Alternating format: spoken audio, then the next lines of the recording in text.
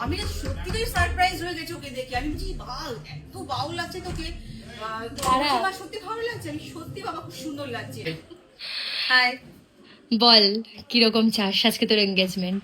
আমি সিম্পলের উপরেই চাইছি, একটু গ্লোই হবে। আমার বাদ বাকিরা তোর উপর পুরো ভরসা আছে। হেয়ার নিয়ে কিছু ডিমান্ড? না, হেয়ার একদম যেরকম তুই চাইবি, আমি যেটা প্ল্যানিং করেছিলাম ওটাই।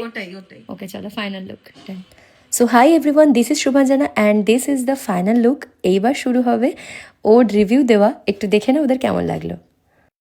বল কেমন লাগলো? খুবই ভালো হয়েছে, অসাধারণ হয়েছে। আমার পার্সোনালি খুবই ভালো লেগেছে, সবাই ইভেন বলছে খুব মানে ভালো লেগেছে। আর আমি খুব ভয়ে ভয়ে ছিলাম যে কিরকম মানে আউটকামটা হয়, বাট খুবই পছন্দ হয়েছে। ফুল আউটফিট, ফুল লুক, একদম প্রিন্সেস লাগছে, ভীষণ ভালো লাগছে। আইটা ক্লোজ কর। এই হেয়ারস্টাইলটা আমার নিজের ভীষণ পছন্দ হয়েছে। আমি নিজেও ভাবিনি যে আমি এতটা ভালোভাবে করতে পারবো। তোমরা বলো যে হেয়ারস্টাইলটা কেমন হয়েছে, বিকজ আমি হেয়ারস্টাইলের ওপর বেশি জোর দিয়েছিলাম। কেমন লাগছে গো সবাই একটু বলে দাও।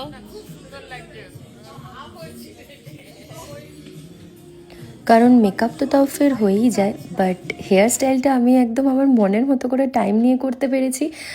আর এই হেয়ারটা নয়, ও অন্য একটা হেয়ার চয়েস করেছিল, আর আমি ওকে বলেছিলাম যে তুই এটাই কর, তোকে এটাতেই বেশি ভালো লাগবে। তো ওদের এঙ্গেজমেন্ট ফাইনালি ডান হয়ে গেল। ফুল ভিডিওটা কিন্তু আমি একদম দেব। আর এটা হচ্ছে শুধুমাত্র মেকআপ লুকটা আর হেয়ার স্টাইলটা দেখানোর জন্য এই ভিডিওটা আমি পোস্ট করেছি। জাস্ট ওকে দেখো কতটা সুন্দর লাগছে। তো যাই হোক, ওর সাথে আবার দেখা হবে মার্চ মাসে। তো আজকের মতো এটুকুই, বাই।